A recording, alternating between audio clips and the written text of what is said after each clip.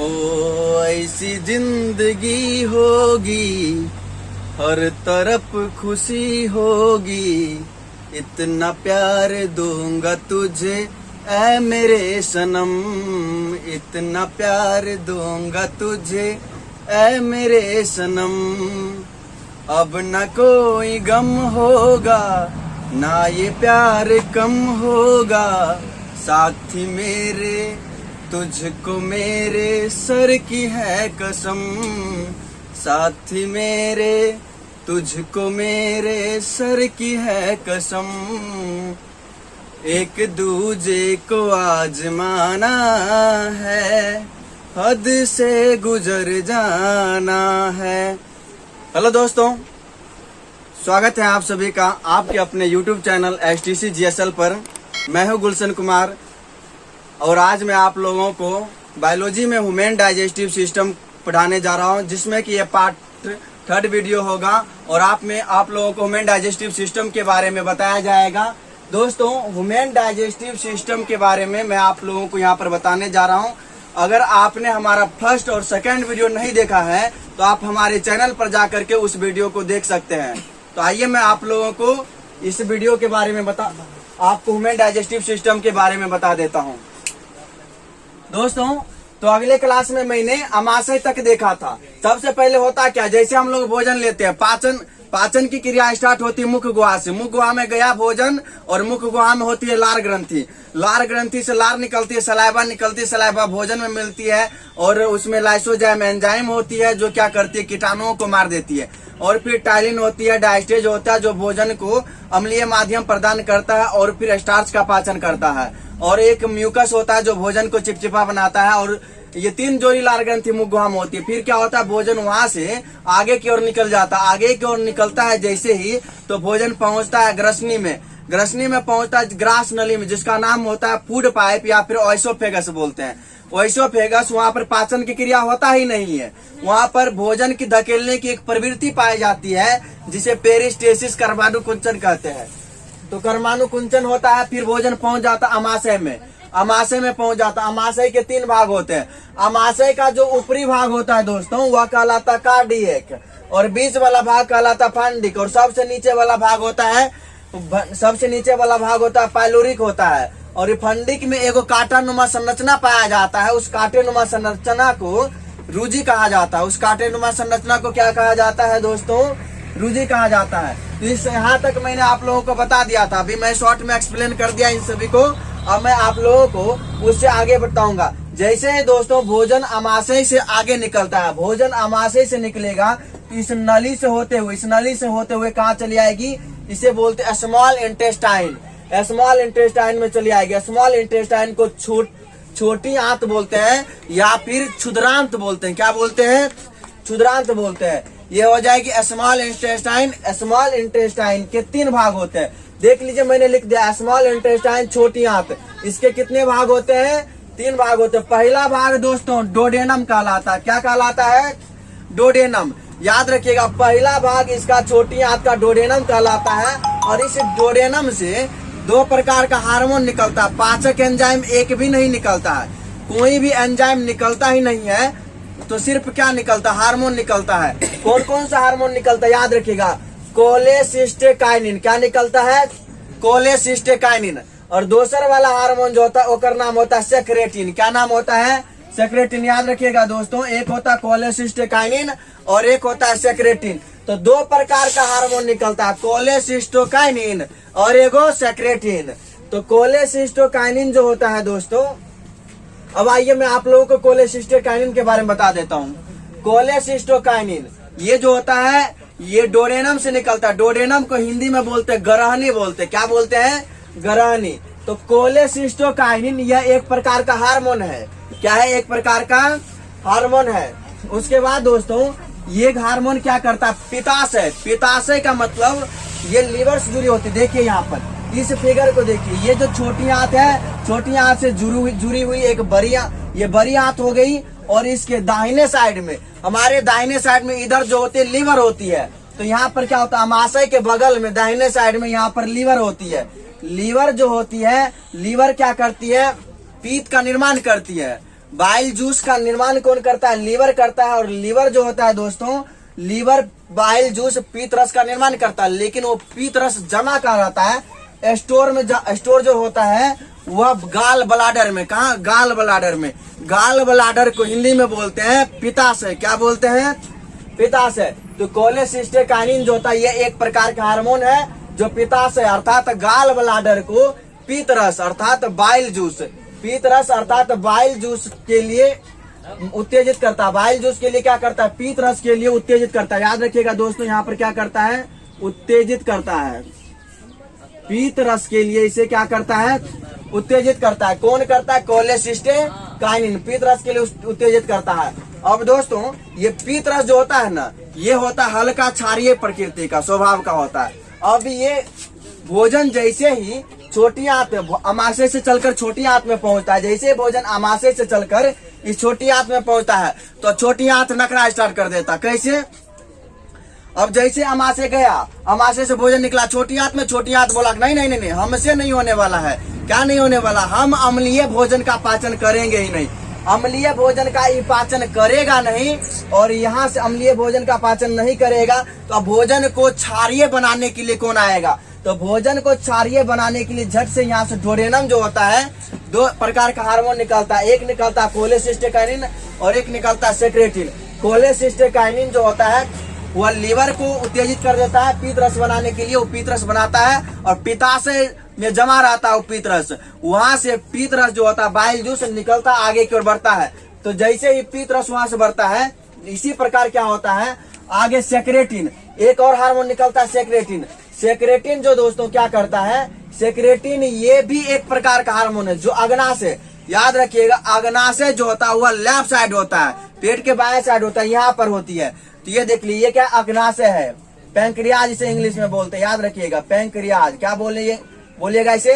Pancreas, अग्नाशय। अग्नाशय जो होता है दोस्तों पैंक्रियाज, इससे ये क्या करता है? पूर्ण पाचक एंजाइम में छोड़ देता है।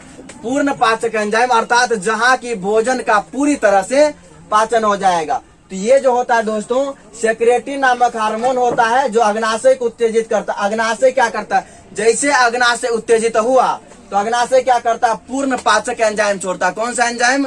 पूर्ण पाचक, लेट नामक पूर्ण पाचक एंजाइम छोड़ता है। अब लेट ट्रिक हुआ, इसे ट्रिक से याद रखिएगा। अब ये लेट क्या होता है दोस्तों? एल से होता है लाइपेज, एल से क्या होती है? लाइपेज, ए से होती है एमाइलेज और टी से होती है ट्रिप्सिन।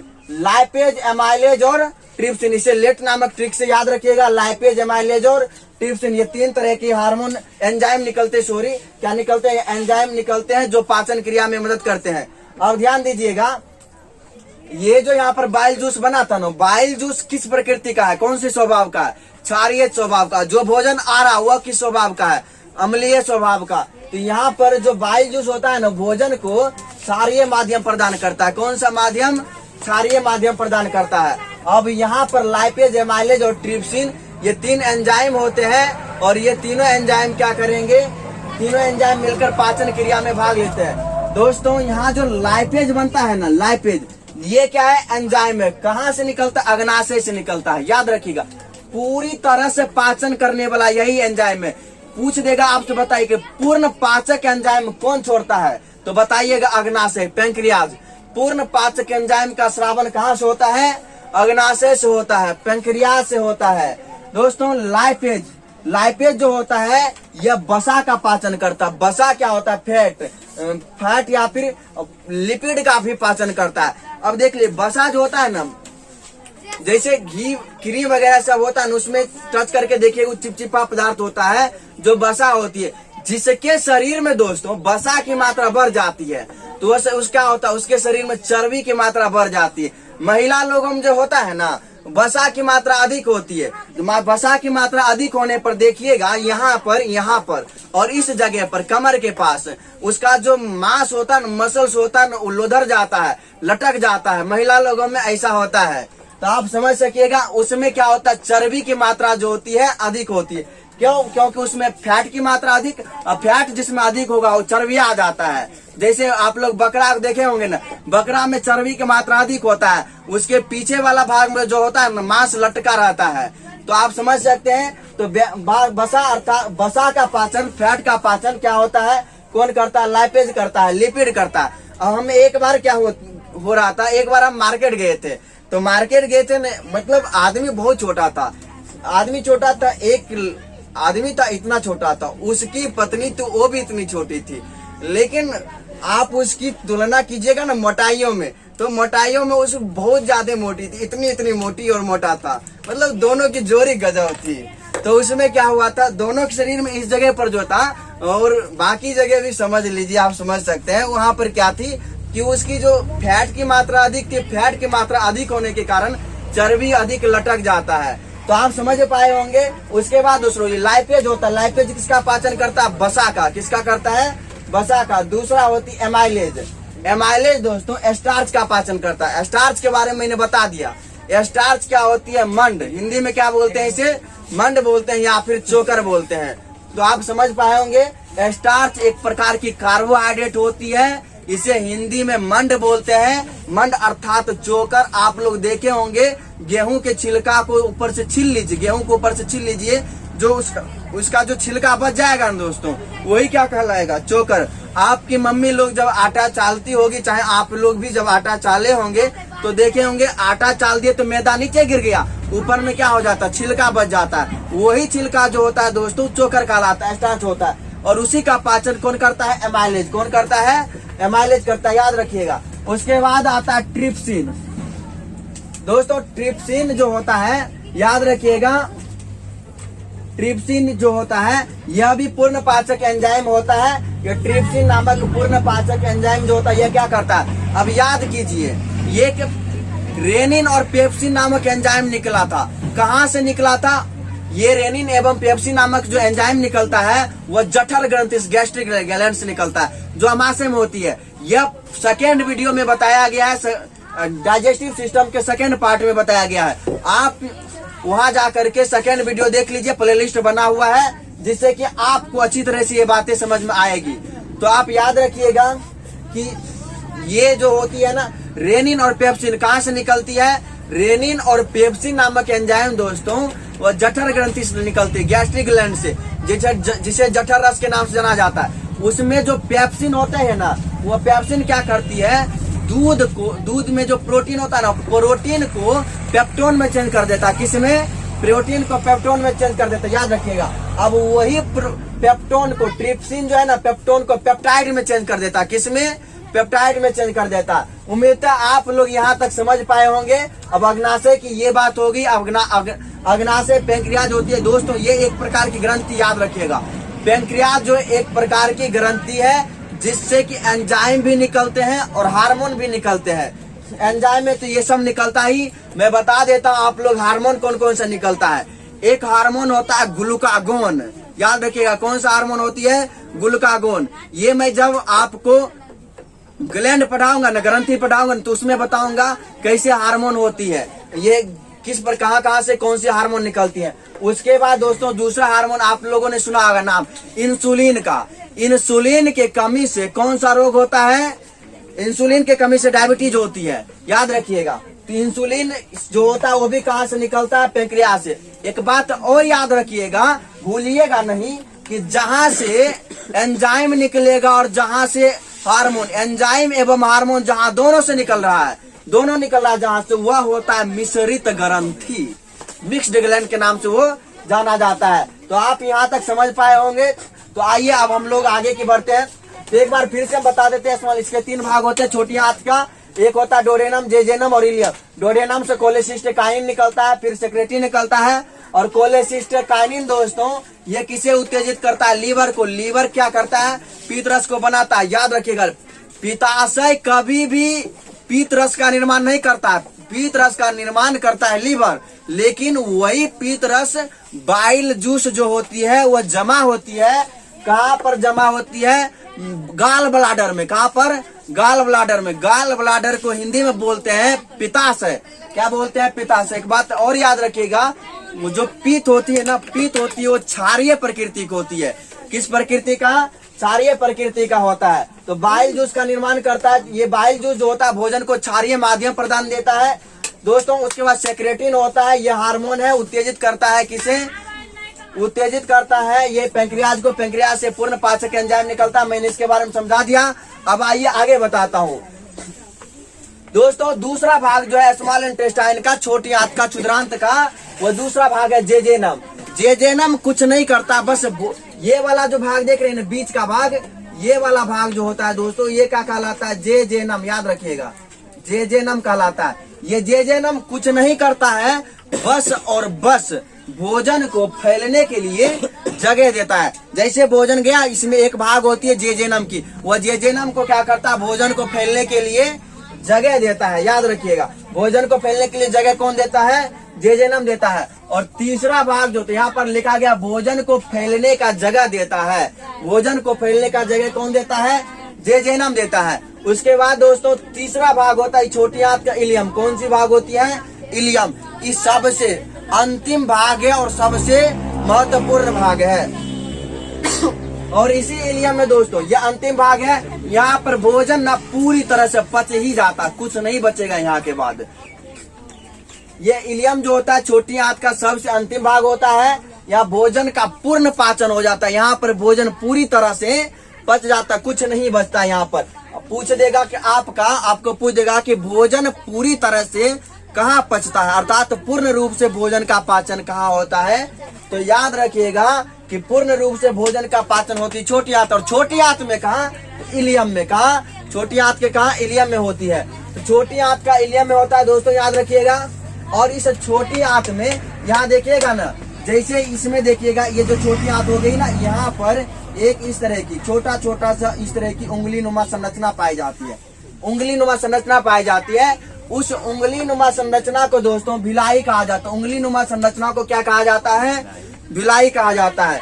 याद रखिएगा, छोटी आंत के में जो छोटी आंत के इलियम में जो उंगली नुमा संरचना पाई जाती है, उस उंगली नुमा संरचना को क्या कहते हैं दोस्तों, भिलाई कहते हैं। क्या कहते हैं, भिलाई कहते हैं। भिलाई क्या करता है, जो भोजन पूरी तरह से पच जाएगा, उस पचे हुए भोजन को अवशोषित कर लेता है। पचे हुए भोजन को अवशोषित कौन करता है, भिलाई करता है। याद रखिएगा, इसी छोटी आंत के इलियम में एक हार्मोन बनता है, सॉरी एंजाइम बनता है। कौन क्या बनता है, एंजाइम बनता है, इरेप्सिन नामक एंजाइम बनता है। याद रखिएगा, क्या बनता है, इरेप्सिन नामक एंजाइम बनता है, जो क्या करता है, पेप्टाइड। ये पेप्टाइड था, यहाँ ध्यान दीजिएगा, पेप्टोन को किस में चेंज किया था, पेप्टाइड में चेंज किया था। अब ये पेप्टाइड को किस में चेंज कर देगा, एमिनो एसिड में। ये पेप्टाइड को तोड़ तोड़ कर क्या बना देता है, एमिनो एसिड। एक बात याद रखिएगा, टोटल 20 प्रकार के एमिनो एसिड मिल करके एक प्रोटीन का निर्माण करता है। टोटल 20 प्रकार के एमिनो एसिड मिल करके एक प्रोटीन का निर्माण करता है। तो यहाँ पर जो दोस्तों ये था, ये पेप्टाइड को किस में चेंज कर देता है, इरेप्सिन नामक एंजाइम ये चेंज कर देता है। याद रखिएगा, किस में चेंज कर देता है, एमिनो एसिड में। किस में चेंज कर देता है, एमिनो एसिड में चेंज कर देता है। और इस प्रकार से यहाँ पर पूरी तरह से छोटी आंत में भोजन का पाचन हो जाता है। याद रखिएगा, भोजन का पाचन पूरी तरह से हो जाता है। अब आगे आता है बड़ी आंत। ये जो आपको दिख रहा है ना, इस तरह की संरचना चारों साइड से, यही संरचना है बड़ी आंत की। एक बार एसएससी के एग्जाम में पूछा गया क्वेश्चन था कि निम्नलिखित में से कौन सा अंग पाचन क्रिया में भाग नहीं लेता है। निम्नलिखित में से कौन सा अंग पाचन क्रिया में भाग नहीं लेता है। पहला ऑप्शन है मुख गुहा, पहला ऑप्शन था मुख गुहा। और दूसरा ऑप्शन था ग्रास नली, तीसरा ऑप्शन था अमाशय और चौथा ऑप्शन था छोटी आंत। तो क्या होगा दोस्तों बताइए, मुख गुहा होगा या फिर ग्रास नली होगा या फिर छोटी आंत होगा या फिर अमाशय होगा, क्या होगा। तो मैं बता दूं कि ये जो ग्रास नली होती है ओएसोफेगस, इसमें पाचन की क्रिया नहीं होती है, बस ये एक नली होती है, इस नली से होकर भोजन जाती है। तो आप समझ पाए होंगे। उसके बाद दोस्तों भोजन छोटी आंत के बाद कहा, भोजन तो है नहीं, भोजन का पाचन हो गया है पूरी तरह से। अब आता है बड़ी आंत। जैसे भोजन लेते हैं उसके बाद जल लेते हैं, तो जल का अवशोषण बड़ी आंत में, याद रखिएगा, बड़ी आंत में पाचन एवं अवशोषण, ये कटा हुआ है ना तो समझिएगा नहीं होता है।